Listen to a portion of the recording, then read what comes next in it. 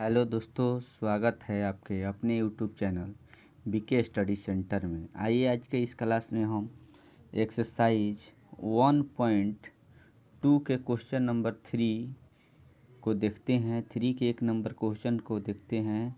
अभाज्य गुणनखंड विधि से इसका एचसीएफ एवं एलसीएम निकालना है। तो अभाज्य गुणनखंड विधि से एचसीएफ एवं एलसीएम निकालना है तो पहले इसको गुणनखंड निकालेंगे। 12, 15 और 21 का निकालना है तो 12 का गुणनखंड निकालिए।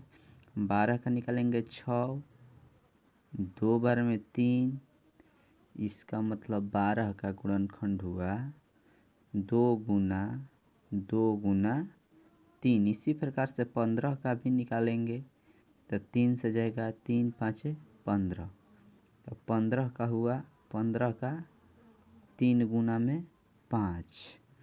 इसी प्रकार से 21 का निकालेंगे तो 21 का 3 से जाएगा, 3 7 21, 3 गुना में 7। जानते हैं कि एलसीएम में जो कॉमन होता है वो ए को लिख लेता है। ए वही अंक को लिखते हैं। तो देखिए इसमें 2 है और इसमें 2 नहीं है तो नहीं लिखेंगे। अभी छोड़िए, जो कॉमन है उसको लिखते हैं। 3 है इसमें, 3 है इसमें, 3 है इसमें, तो इसका मतलब एक ठो 3 लिखा जाएगा, गुणा का चिन्ह दे दिया जाएगा। और जो नहीं है वे सारे अंक को लिख दिया जाएगा। 2 ऊपर वाला में नहीं था, ये वाला लिख देंगे। 3 लिख लिए हैं, ये वाला 5 लिखेंगे। जो अब अंक नहीं मिला है वे लिख लेंगे। ये वाला 7 लिख लेंगे। ये वाला एलसीएम में होता है। तो देखिए 3 दूनी 6, 6 दूनी 12, 12 5 60, 60 में 7 से गुना कीजिएगा तो 420 सच्चक 42। और HCF होता है कि जो तीनों में मिलता है कॉमन वही HCF होता है। तो इसमें 3 है, इसमें 3 है, इसमें 3 है, इसका मतलब HCF 3 होगा।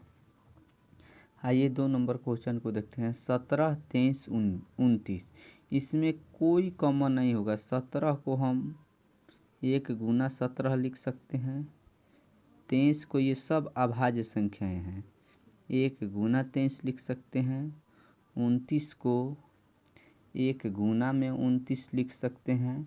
इस प्रकार इसका जो एलसीएम होगा वो गुणा ही हो जाएगा, 23 गुना में 29। अब इसका गुना कर लेंगे तो 17 में 23 से गुणा करेंगे और 23 में 29 से गुणा करेंगे और जो इसका रिजल्ट आएगा वही लिख देंगे। 17 गुणा 23 कर देते हैं, फिर गुणा में 29 करते हैं, देखते हैं कितना आता है।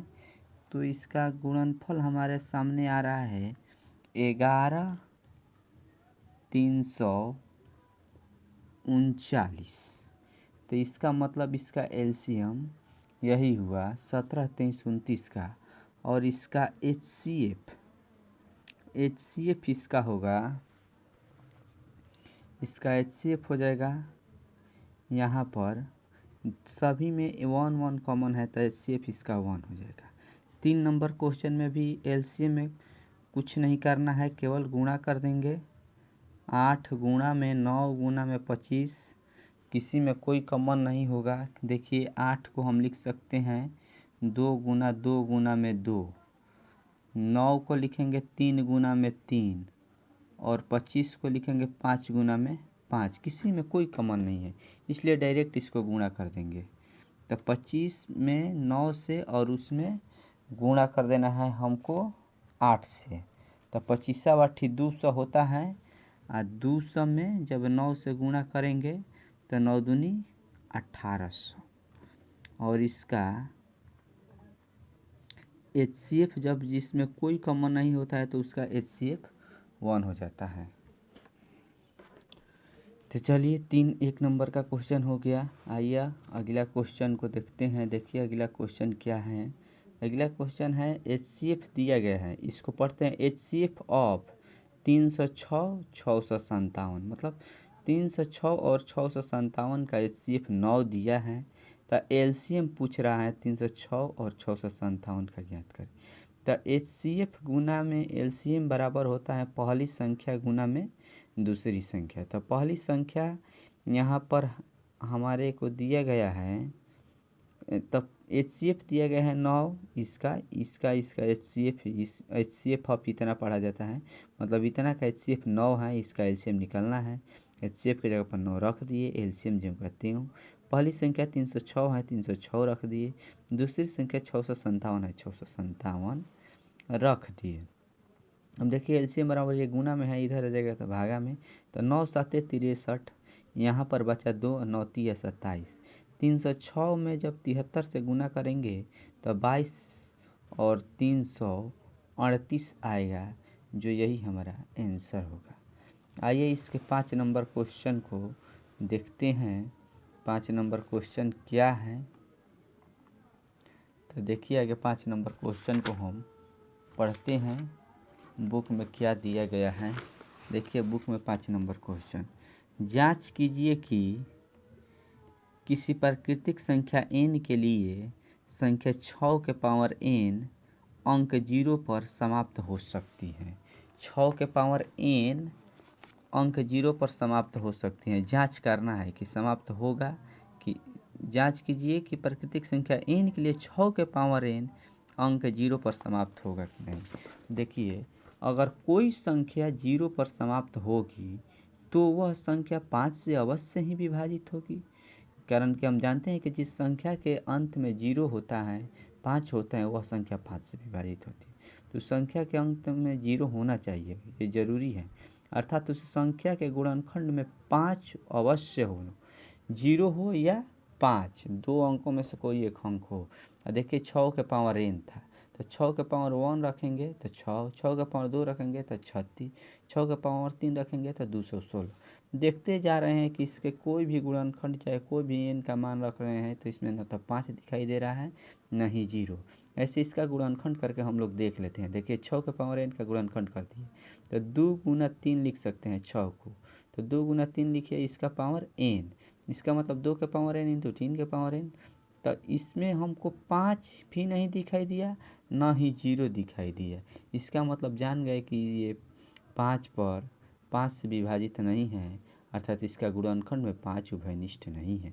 देखिए परंतु 6 के पावर n के अभाज्य गुणनखंड में 5 नहीं आता है, 2 और 3 आता है, इसलिए 6 के पावर n का कोई अंक 0 पर समाप्त नहीं होगा। इसका यही आंसर हो जाएगा। आइए इसका 6 नंबर क्वेश्चन को देखते हैं। 6 नंबर क्वेश्चन क्या है, देखिए 6 नंबर क्वेश्चन क्या है। व्याख्या कीजिए कि 7 गुना 11 गुना 13 प्लस 13 और 7 गुना 6 गुना 5 गुना 4 गुना 3 गुना 2 गुना 1 प्लस 5 भाज्य संख्याएं क्यों हैं। भाज्य संख्या हम जानते हैं कि वही संख्या भाज्य संख्या होती हैं जो एक के अलावा किसी अन्य संख्या से कट जाती हैं। तो देखिए 7 गुना 11 गुना 13 प्लस में 13 है, तो इसमें ये 2 गो इसमें पद हो रहा है, ये वाला एगो पद और ये वाला एक पद, तो दोनों में 13 उभयनिष्ठ हैं, तो 13 कॉमन ले लिए, तो यहाँ पर है 7 गुना 11, यहाँ पर बच गया प्लस में 1। जो कॉमन लेते हैं, कॉमन का मतलब ही होता है कि उस संख्या से जो दोनों में कॉमन मिल गया वे संख्या विभाजित है, अतः यह संख्या 13 से अवश्य विभाजित होगा, एकदम जरूरी है कि होगा, कारण कि दोनों में 13 कॉमन मिल गया है, विभाजित होती हैं, इसलिए यह संख्या एक भाज्य संख्या है। ठीक, इसी में ये भी क्वेश्चन था कि 6 गुना 7 गुना 5 गुना 4 गुना 3 गुना 2 गुना 1 प्लस 5 भी एक भाज्य संख्या है क्यों। तो देखिए इसमें भी 5 है, इसमें भी 5 है, 2 गो पद है, ये गुना वाला एगो पद हो जा रहा है, एगो प्लस के बाद वाला, 5 कॉमन ले रहे हैं। 7 गुना 6 गुना 4 गुना 3 गुना 2 गुना 1 प्लस में यहाँ 5 कॉमन लिए थे, 1 बचा, इसमें भी 5 कॉमन हुआ, इसका मतलब ये वाली सारी संख्या 5 से विभाजित हैं। तब विभाजित है 5 से, इसका मतलब 1 के अलावा किसी और अन्य अंक से विभाजित हो गई, इसका मतलब ये संख्या भाज्य है। यह संख्या 5 से विभाज्य है, 5 से विभाजित हैं, अतः ये संख्याएँ भाज्य संख्या हैं। चलिए दोस्तों यहीं तक, अगले वीडियो में अगले क्वेश्चन को देखेंगे। चलिए, thank you watching this video.